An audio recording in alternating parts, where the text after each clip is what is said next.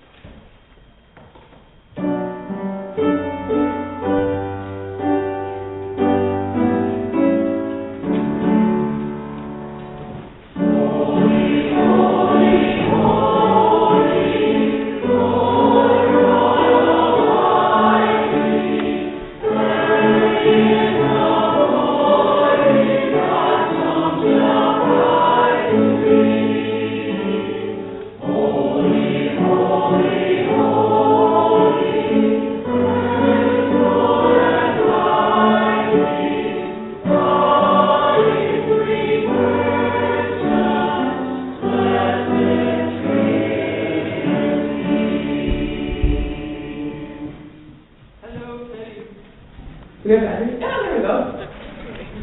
How are you guys this morning? Good. We have a huge circle time, right? Usually there's people kind of scattered in and out. This time we're top, right heavy. I want to take a minute and introduce our guest speaker this morning. His name is Pat Morrison. He's joining us from Grace United in Sarnia, where he's been the youth minister for more years than I'm allowed to say in public. Yeah? So Dan Lieber, who's sitting in the back, he was Dan's youth leader. Dan's as old as I am. Yeah? Yeah. So, he is one of the best that we have in Canada, maybe in North America. He does all kinds of work all over. People are so lucky to have him come and speak, and he does magic with these kids. What do you guys think? Yeah? Pat was one of the first people who encouraged me into ministry. I had just taken my youth ministry position at Metropolitan, and I was sitting in an audience where he was doing the sound for a show. And he came over and he said, I heard you got a job in youth ministry. Are you crazy? And he encouraged me and encouraged me and encouraged me, and he said, oh, here are all the things that you should do. Here are all the things, all these amazing resources that we have. I'll take you to this place and we'll teach you this thing, and here are all these people and incorporate you in a big network. And it launched me into this thing, this ministry thing that I was starting to be called to do. And I said, Pat, I just love working with teenagers. And he said, that's amazing. You're crazy.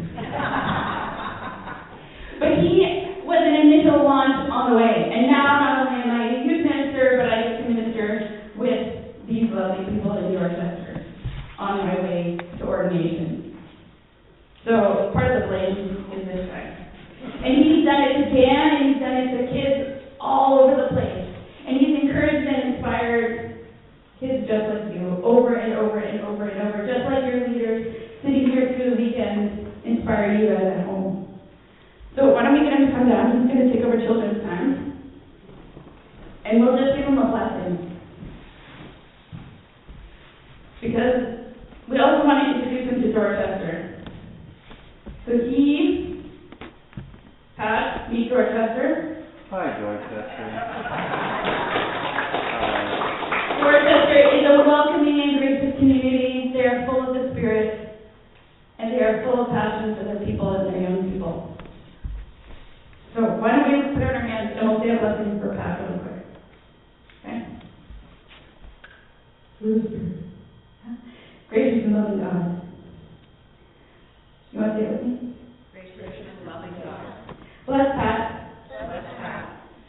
And we give him thanks for all the amazing work that he does. For all the amazing work he does. For all the energy that he gives us. For all the energy he gives us. For all the time that he invests in us. For all the time that he invests in us. For all the love that he shares with each and every one of us. For all the love that he shares with each and every one of us. We are truly thankful for all the gifts that he brings. Let's do it. Amen. Amen. Thank you. I think this thing should be on. Can you hear me? Is that all right? And we start with the lighting of the candle, all right? Does somebody want to light the candle for us? Teddy, are you all over that? Are you trusted with fire? Have you got that?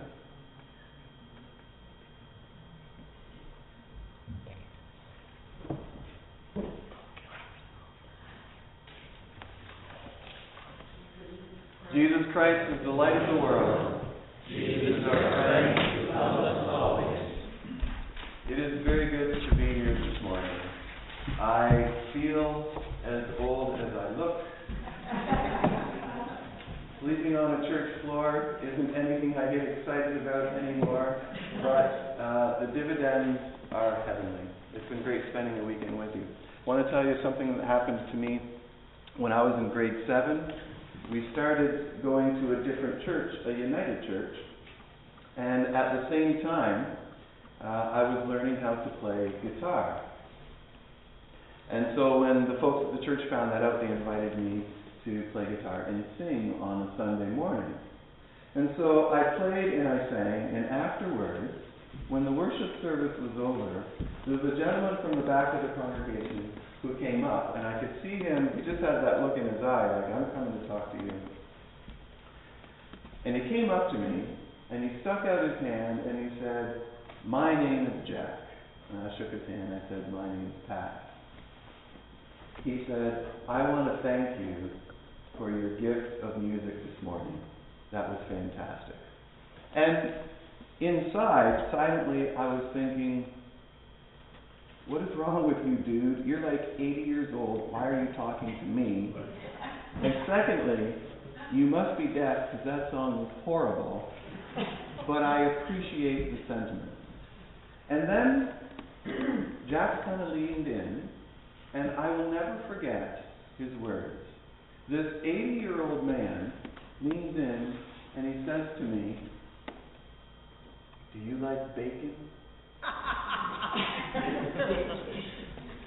And something in that moment caught me. I said, "I happen to love bacon." He said, "We should go out for breakfast." I said, "Okay." He said, "Why don't we go out for breakfast together next Sunday after worship?" I looked at my mom, and she's nodding like, yeah. So Jack and I went out for breakfast. He picked me up the following Sunday, and you'll never guess what we did.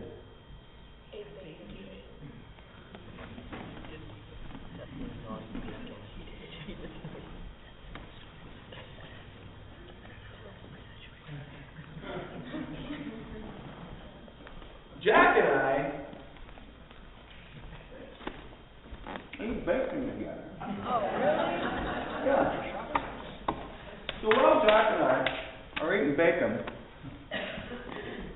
he starts asking me stuff. What's your sport? I love hockey. Who's your favorite team? How often do you play? What's your position? What's your favorite hockey player? So we chit-chat. Do you like boys or do you like girls? I like girls. Any cute ones at your school? Have you kissed any of them? We chit-chat while we're eating bacon. And Jack caught me. There was something about this guy that just caught me. After that morning, we became friends. Jack used to write me letters and mail them to me. I remember once he included a poem that he wrote at the end of the letter. And it said this: "There's a destiny that makes us brothers. None goes his way alone. All that we send into the lives of others comes back into our own." What was this 80-year-old dude up to? Who the heck was I that he is sharing bacon and caring whatsoever? Jack caught me. You know what I mean?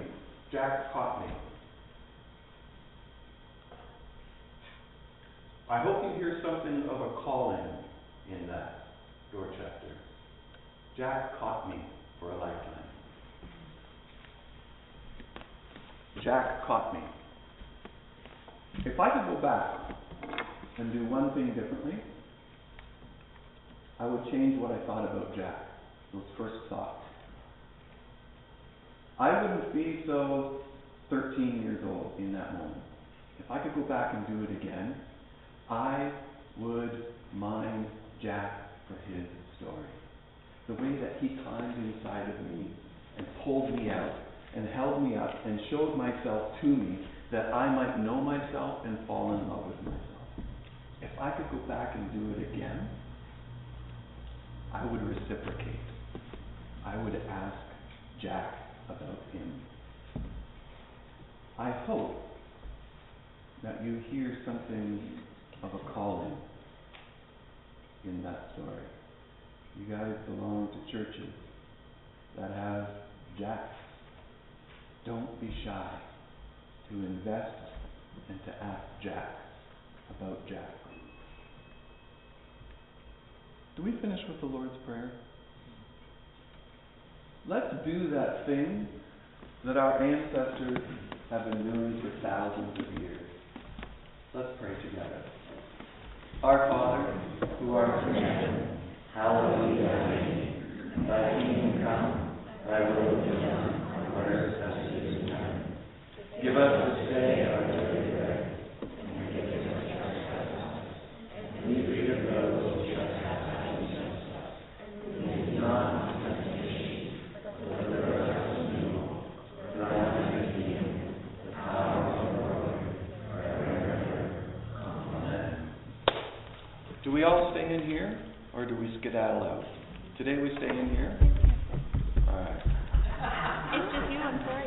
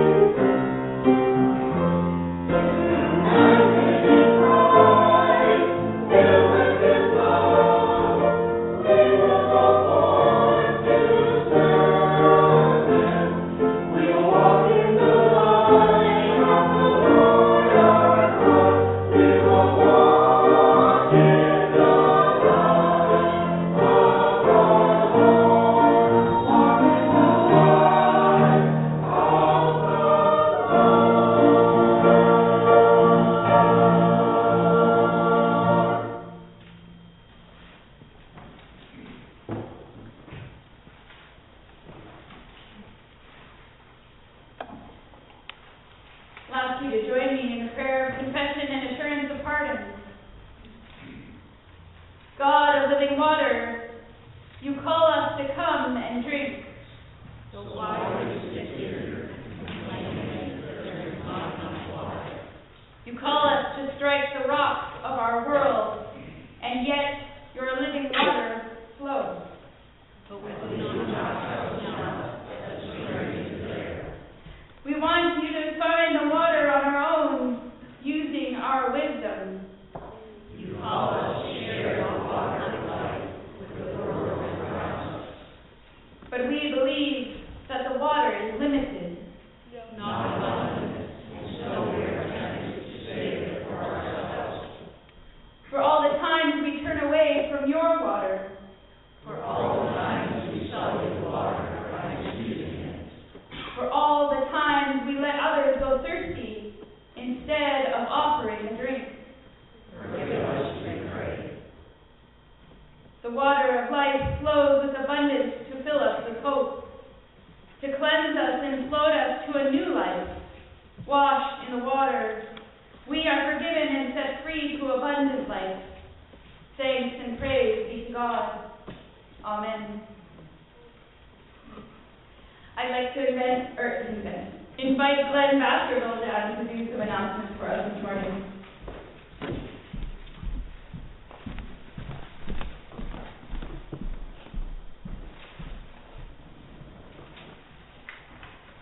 First of all, just a word of sincere welcome to all our guests this morning. It's really, let me say, quite something to see so many young people sitting in our church, and we really are enjoying your company, and we hope that you have enjoyed the weekend that you have just partaken in, and we look forward to your involvement in the service.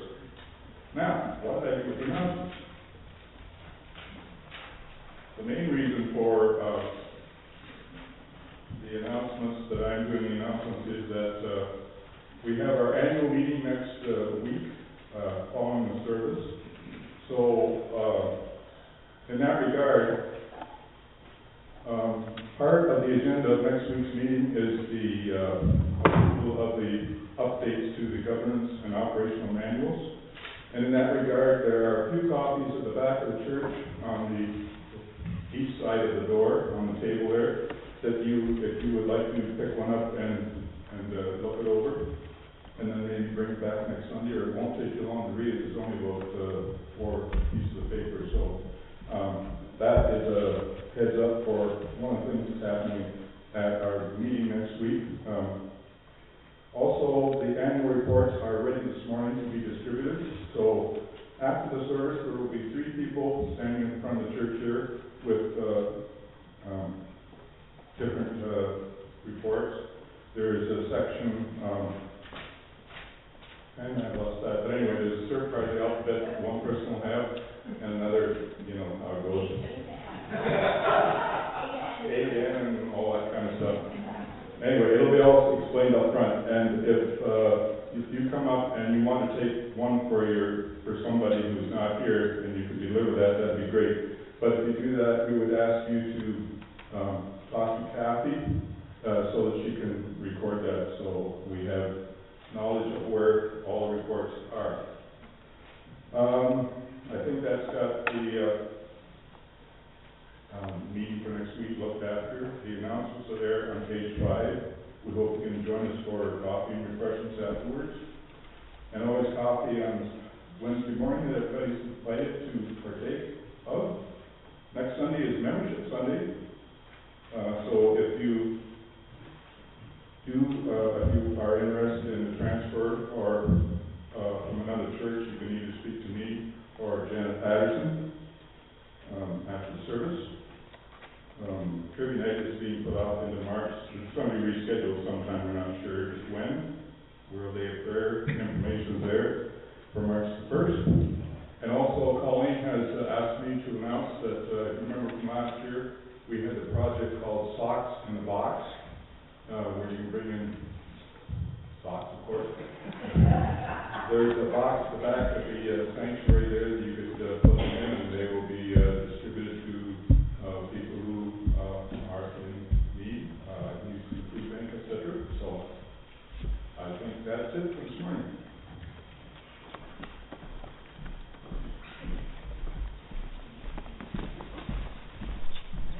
special treat with the creed this morning. Is there a group of people who'd like to come up and lead everyone in the creed? Come on up. Anybody who wants to, come on up. We spent time learning action to the creed and studying some of its meaning.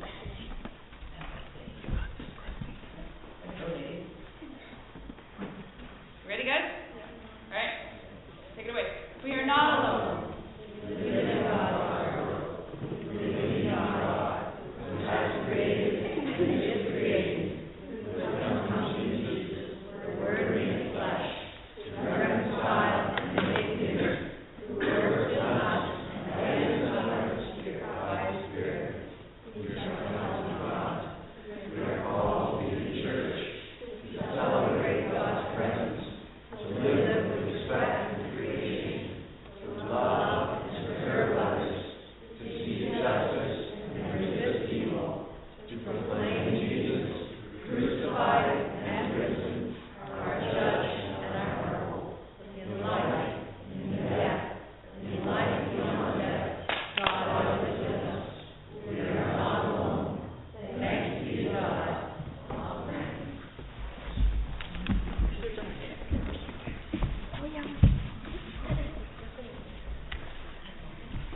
We are called to be the church, to drink and share that living water that flows from Jesus Christ.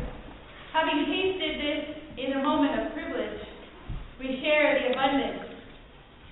As we are gifted by God, let us return our gifts to God. Our offerings will now be received.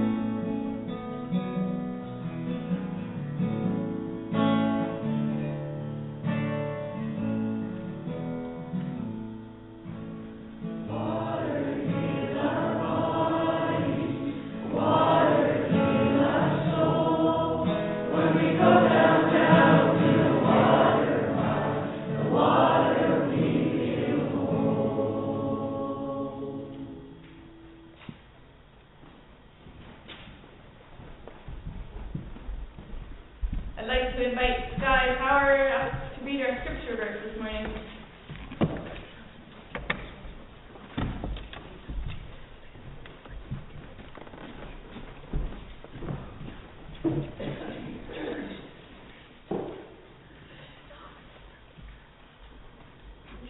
Scripture is from Luke chapter 5, verses 1 to 11. Once he was standing on the shore of Lake Gennesaret, a crowd was pushing in on him to better hear the word of God. He noticed 2 boats tied up. The fishermen had just left them and were out scrubbing the net. He climbed into the boat that was Simon's and asked him to put out a little from the shore. Sitting there using the boat for a pulpit, he taught the crowd. When he finished teaching, he said to Simon, "Push out in the deep water and let your nets out for a catch." Simon said, "Master, we've been fishing hard all night and haven't got even a minnow. But if you say so, I'll let out the net." It was no sooner said than done. A huge haul of fish, straining their nets past leak. They raced to their partners in their boat to come help them. They filled both boats, nearly swamping themselves with the catch. Simon Peter, when he saw it, fell to his knees before Jesus. "Master, please, I am a sinner and can't handle his holiness. Leave me to myself." When they pulled in that catch of fish, all were on Simon and everything with him. They were saying James and John, Zebedee's sons, co-workers with Simon. Jesus said to Simon, "There's nothing to fear. From now on, you'll be fishing for men and women." They pulled the boats up on the beach, left them, let them out, and followed him.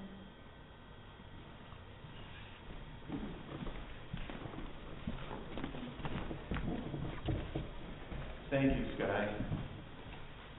Thank you. It's true what they say, when you hit 50, things in your body change. And I'm feeling it this morning, but nonetheless, I am delighted to be here. I'm honored to be able to spend this time with you, Dorchester United, and to having spent the weekend with y'all. It has been a true gift to me. I'm wondering if we can take a moment just to say thank you to the people of Dorchester for letting us nest here for the weekend. Thank you.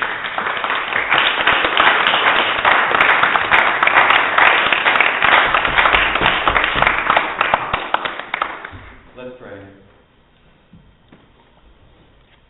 May the words of my mouth and the meditations of all our hearts be pleasing in your sight, O Lord, our strength and our Redeemer. When I was 5 years old, my mom signed me up for swimming lessons. It's what every parent did, but my mom had an extra motivation for doing so. When my mom was a child, she would often hear from her own mother, my meme, "Marianne, don't go near the water. If you fall in, you'll drown."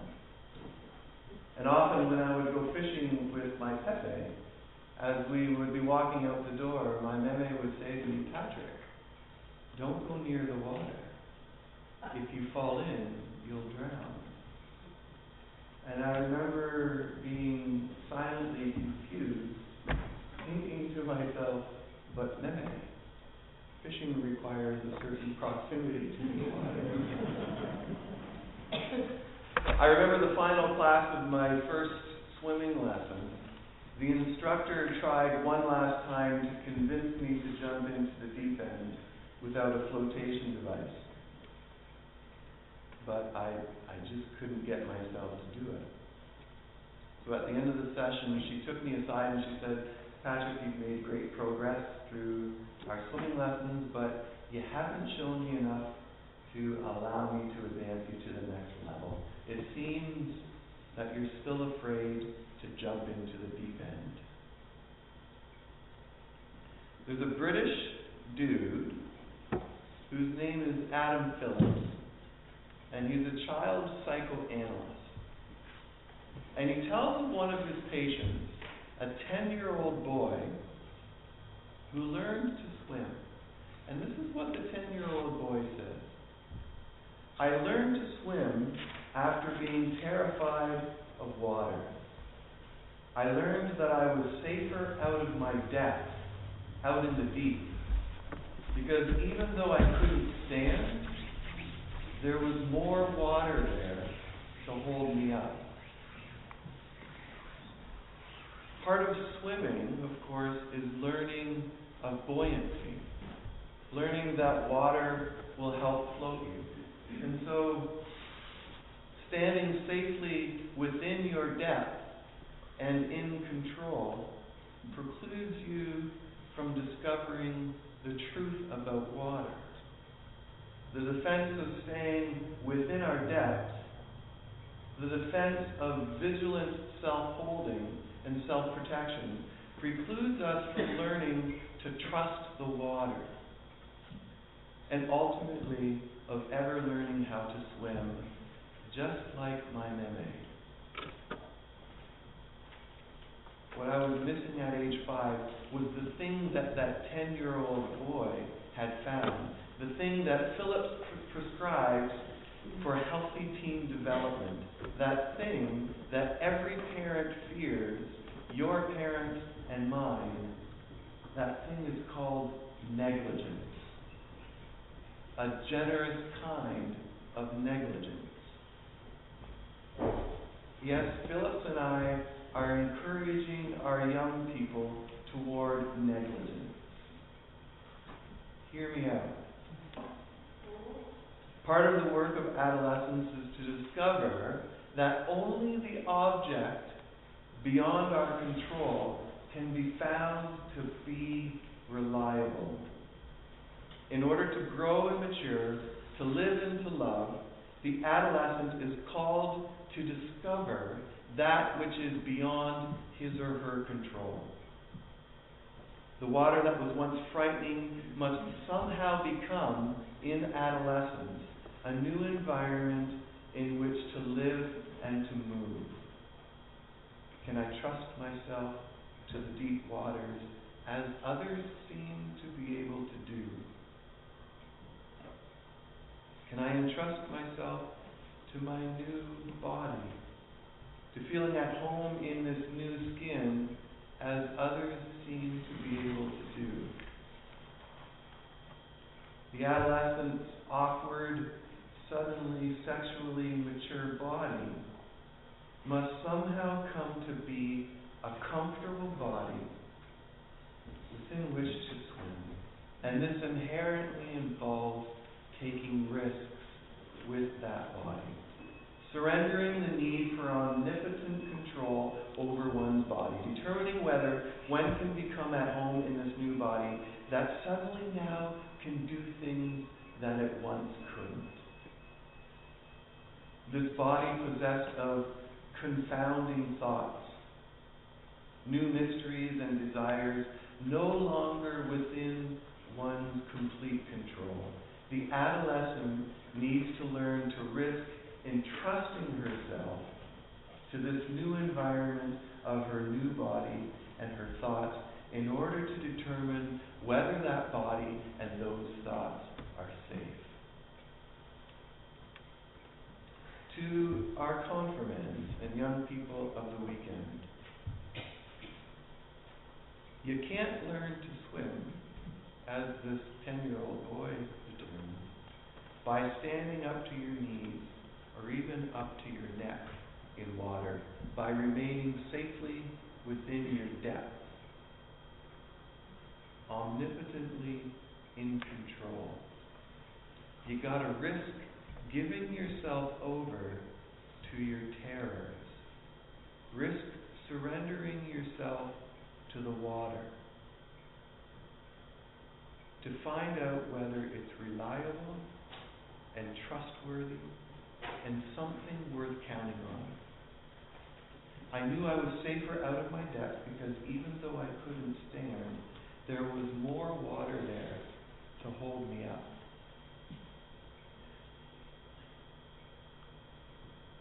Only the object beyond your control can be found to be reliable.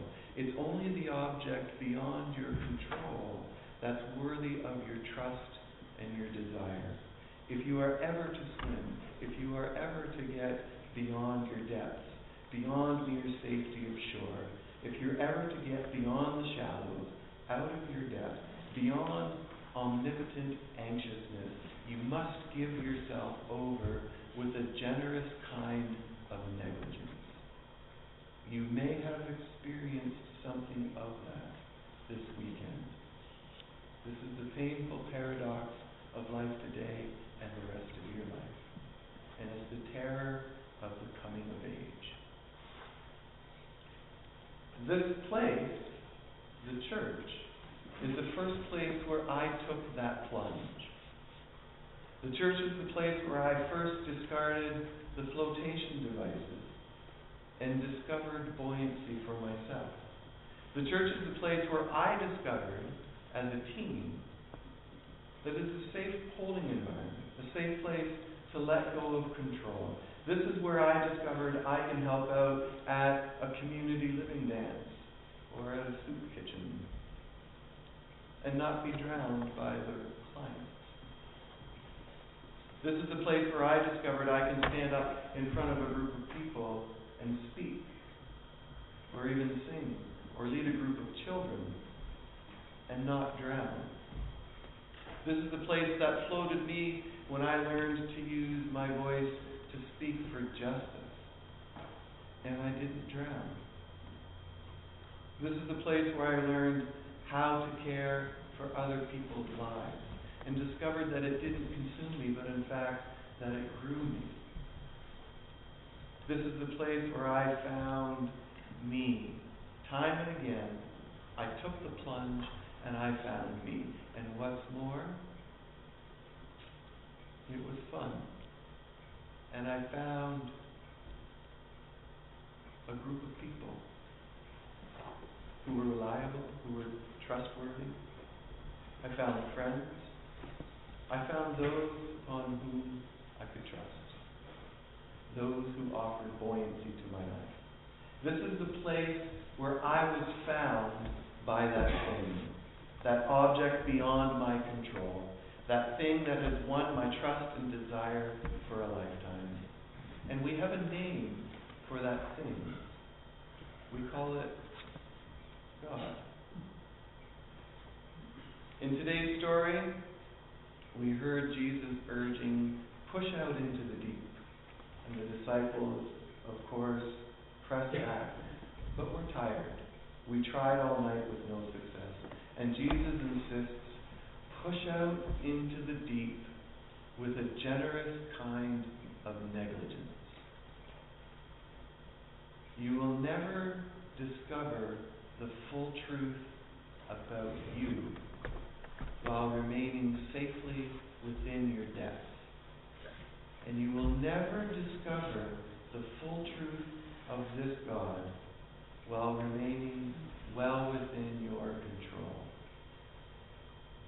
This is the story of Jesus calling his disciples, and this is the story that is preserved for us, passed down through many years, and served up to us this morning, that we might hear those same words. Push out into the deep with a generous kind of negligence. Amen. Let's stand.